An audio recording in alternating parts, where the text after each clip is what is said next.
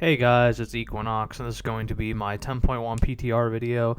I'm going to be going over our tier set, how strong it is, how it affects us, what our damage breakdown will be, and how our utility will affect us in the dungeons, and overall, just how good Brew is right now.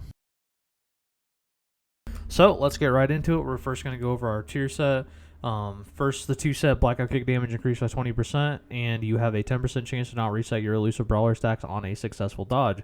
So first off, blackout kick damage increased by 20%. This is really strong. This just gives us free damage. And then the reset on your elusive brawler stacks. This is just there's just a little bit less melee damage taken. This will be a little bit easier to force dodges on bosses. Maybe you mess up and it procs, but yeah, just a little bit of damage reduction, not too much, just a little bit. It's pretty nice. Then the 4-set Rising Sun Kick grants you a stack elusive of Brawler. Same thing on a boss fight. This is going to be useful because it gives you an extra stack of dodge. Certain bosses you might be able to dodge a tank mechanic. And when you dodge, the damage and critical strike chance of your next Black Kick or Rising Sun Kick is increased by 5%, stacking up to 5 times. This is no ICD, which means it'll just proc off of pretty much any dodge. And in a trash pack, this just instantly 5 stacks. All in all, it's about a 45% damage increase on Black Eye Kick in trash packs. So you see right here, this is a Dragonflight 20. Black Eye Kick is our third, and I didn't use it as much as I could, so this could be my second. So yeah, it's quite good. It's just a pretty good 4-set. Just a lot of damage, pretty much, just extra damage. It's less defensive value, I'd say, than our 4-set last tier.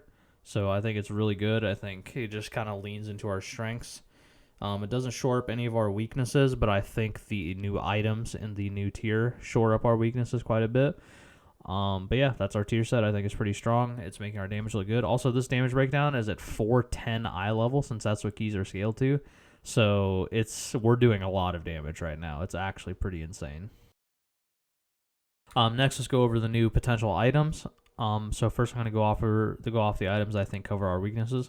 Tree Mass Festering Splinter. This is absolutely feels so good to use, having an actual on-use tank trinket. 1 minute 30-second cooldown. I'm going to show you right here. 481k shield at 421 eye level. This goes up to 441 eye level, I believe. So this is going to be an absolutely insane trinket. So I'm going to show you in the Dragonflight. It did this much.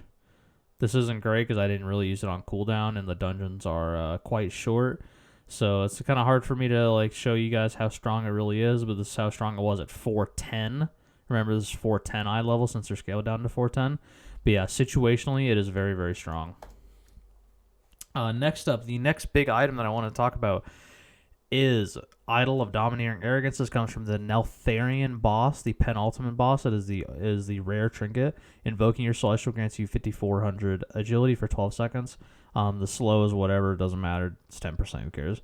But this also procs off of Call to Arms. So not only does it proc off you pressing this out, also procs off Call to Arms. So boom, right here, you can see the trinket. I have a weak aura right here. This is extremely strong that we can have this. This means during our opener, if we time it right, we will have 24 seconds of 5,400 agility. And as you saw there, it gives me 15% base stagger and then 11% during shuffle. So 11% stagger during shuffle, 15% out of it. But yeah, that's a lot of stagger, right? Like, it gives you a crap ton of stagger. It pretty much means you don't have to pop defensives during your offensives anymore. That is absolutely so strong. That helps us a lot. That's a lot of damage that we're not taking, and a lot of self-healing because we're staggering more. If we're staggering more, we're self-healing more because of guy pins. So yeah, these items, those two items together, are really strong. Let's go over weapons really quick. Forge Storm. So this is the new weapon from Altharis. It's not new. You can get it at M0, but yeah, you'll actually be able to get this in the season from M+. This weapon's pretty good. This was as damage at 410 eye level. That's really low. So it's doing 3% of my damage at 410. This will just go strictly up. It'll scale quite good. But yeah, you can have one of these, and you can have one Bile Stained Krog Tusk. This is the one from Underrot. So let's go to BFA, go to Underrot right here. So you can have one of these. This is a really good single target weapon. It's not as good as Forge Storm, but you want one of these and one of the Forge Storms. Now, this might change depending on how good the raid item is. So off of Rashok, this two-hander is going to have a special effect. It's not in the game yet, but when we see, then we will decide. So yeah, this could be our best weapon. Could be not. But yeah, that's basically our tier set and items. Nothing too special yet. But yeah, those are the items to look forward to. These two trinkets are really strong. Our 4 set is really good. We're just gonna do a crap ton more damage, and yeah, I'm quite looking forward to it. And then let's go over the dungeons, how we perform in the dungeons, and how good our utility is. So I'm just gonna go over the utility first. Disease Dispel, Poison Dispel. This is gonna make a big comeback this season. It's gonna be pretty freaking strong. Halls of Infusion, Braconite, Hollow, Freehold, Underrot. It's going to be very useful in those dungeons. You're going to get a lot of value in those dungeons. Tiger's Lust removes the curse and Ultimon. Yeah, it's a good season to be Brew. Your utility is going to be very useful. Sweep is very useful. Are the damage profile of the dungeons. So I'd say it's the only dungeon where it's not mostly melee is Halls of Infusion. Halls of Infusion is a lot of magic damage. I'll be honest, a lot of magic and bleed damage. But with the Tree Mouse and our defensive toolkit, I think we're actually looking in quite a good spot. And having this trinket gives us a lot of extra stagger, and stagger is just good in general. So yeah, I think the damage profile of the dungeons, the only bad one is Halls of Infusion. That's it. So this is like a weaker version of Temple of the Jade Serpent. Temple of the Jade Serpent, horrible for Brew, like absolutely worst dungeon for us. But this Halls of Infusion is much more manageable. So yeah, it's basically a more manageable version of Temple. Way less one-shots, but more consistent magic damage. I'd say it's a little bit harder than Ruby. Actually, I'd say it's a little bit easier than Ruby. Yeah, I'd say easier than Ruby. If we're talking about the first part of Ruby, the second part's easy for Brew, but the first part of Ruby's kind of hard. So I'd say it's about like first part of Ruby, but a little bit easier. Bracken really isn't that bad. I think Bracken's a pretty easy dungeon for Brew. It like the poles line up with our cooldowns really well. Same with Oldemon. And yeah, Vortex Pinnacle, we don't know yet, so we'll see when that comes up if it's good or not. So yeah, next week we'll only be able to know.